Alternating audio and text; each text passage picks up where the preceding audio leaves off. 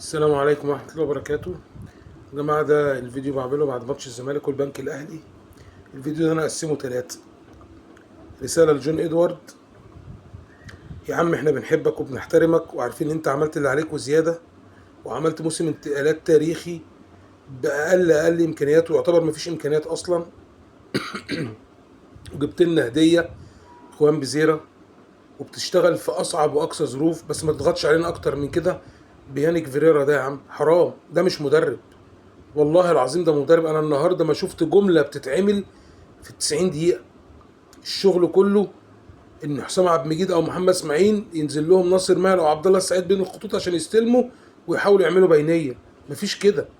لا في شغل على الجناب، لا في جمل متحفظه، مفيش وانتوهات، مفيش لياقه بدنيه. عايزين النهارده نزيد في اخر 10 دقايق، اللعيبه مش قادره. الراجل ده تعبان قوي، ما تضغطش علينا بيه، مشيه. ومش فارقه، احنا كده كده مش عارفين نكسب، كده كده مش عارفين نكسب. اول شوط بنلعبه كويس عشان اللياقه البدنيه بتاعت اللعيبه كويسه في الشوط الاولاني، بعد كده بينزلوا الكيرف بينزل، فمش قادرين يعملوا حاجه. يعني هم بيشتغلوا بنفسهم، مش حاجه حافظينها، وبيستهلكوا بسبب كده. وتغييراته غريبه. النهارده تغييره سيف جعفر دي غريبه جدا، ده راجل ما بيفهمش بربع جنيه، ده هتلاقيه غبي في الحياه كمان.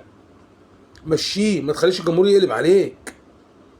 الرساله الثانيه، الجزء الثاني للعيبه: وانتوا ليه مش عايزين تفرحوا وتحلوا مشاكلكم؟ وانتوا مش عارفين انتوا لما تكسبوا مشاكلكم تعتبر بنسبة 90% هتحل؟ انتوا لما مشاكلكم هتحل بأرض اكتوبر، ولا بالكلام الأزمة المالية، ولا الكلام ده كله؟ هتحل بمكسبكم وبطولاتكم انتوا. يعني هو ليه بزيرة راحوا جابوه وعملوا له إعلان؟ ليه؟ عشان الراجل مميز. انت لما تبقى مميز هيجروا عليك 100 شركة و100 سبونسر عشان يعملوا معاك شغل من خلال النادي او من خلال وكيلك بالاتفاق مع النادي. لما هتجيبوا بطولة واتنين هيجروا عليكم الرعاة. هتتحل مشاكل كتيرة، افهموا. ما تخلوش حد يضللكم ولا انتوا تضللوا نفسيكم. اكسبوا هتفوقوا. وانا بفكر في حل مشكلتي من غير ما اشتغل ازاي يعني. الجزء الاخير بقى والاهم، لان انا بصراحة زهقت من موضوع التحكيم والمسرحية اللي احنا عايشينها بقالنا سنين دي. لا، الرسالة دي بقى انا اوجهها للمليم، جمهور الاهلي، البيب بيب الجهلة. يا متخلف منك ليه؟ انت فرحان ان الزمالك تعادل مع بتروجيت؟ انت مش مكسوف على دمك ان انت ملطشت كل الفرق وانت فرقة مليارية؟ يعني انت المفروض تبقى في حتة تانية خالص، لحد في افريقيا يعرف ينافسك، ولا حد مش في مصر، في الشرق الاوسط كله يقدر ينافسك. ده انت كسبت الفرقة بتاعت افريقيا اللي مش عارف اسمها حتى بالعافية. انتوا ممسحة وفرحانين ان الزمالك تعادل مع بتروجيت. انتوا مش واخدين بالكم ان الفرق ما بينكم وما بيننا 3 نقط؟ لغايه الدقيقه 70 في ماتش الاهلي والزمالك انتوا كنتوا بتعيطوا. انتوا مش واخدين بالكم من حاجه؟ انتوا مش واخدين بالكم ان انتوا متعادلين امبارح بجون فاول صريح كالعاده؟ انتوا مش واخدين بالكم ان مفيش ولا لاعب فيكم كويس، ولا لاعب مميز؟ مين عندكم كويس؟ مين عندكم؟ ديريجين زيزو، ولا بن شرقي اللي خلصتوا عليه، ولا تريزيجيه اللي الراجل مش فاهم هو يجري يمين ولا شمال، محتاج بوصله، هاتوا له البوصله بتاعت القبله؟ ولا مين؟ جراديشار؟ مين طيب عندكم كويس؟ مجدي قفشه نسي الكوره؟ انتوا مش فرقه، انتوا فرحانين. انتوا المفروض تعيطوا والله العظيم. انتوا لو بتفهموا بربع جنيه تتحسروا على حالكم. انتوا ايه المشكله اللي عندكم عشان ما تكسبوش وتكسروا الدنيا؟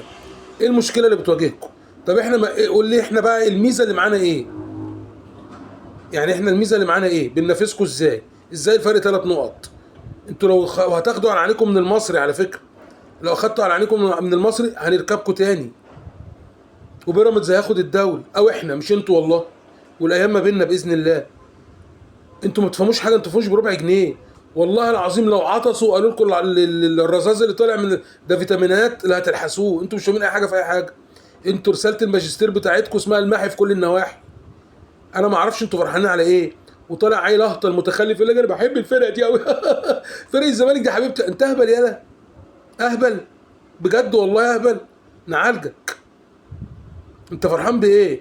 يعني معنى كده انتوا بتعترفوا ان انتوا مش كويسين، انتوا عايشين ان احنا نقع.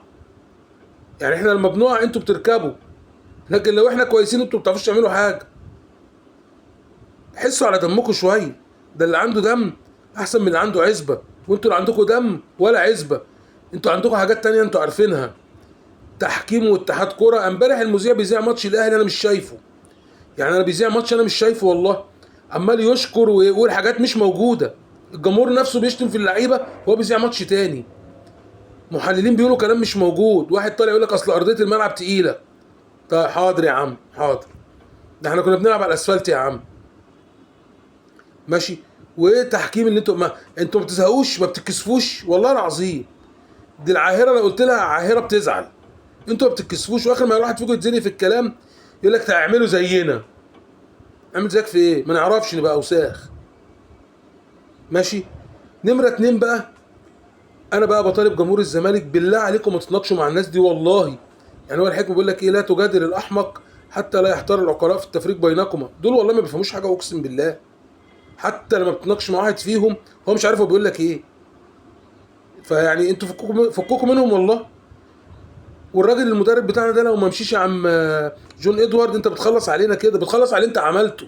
يعني انت اللي بتخلص على نفسك.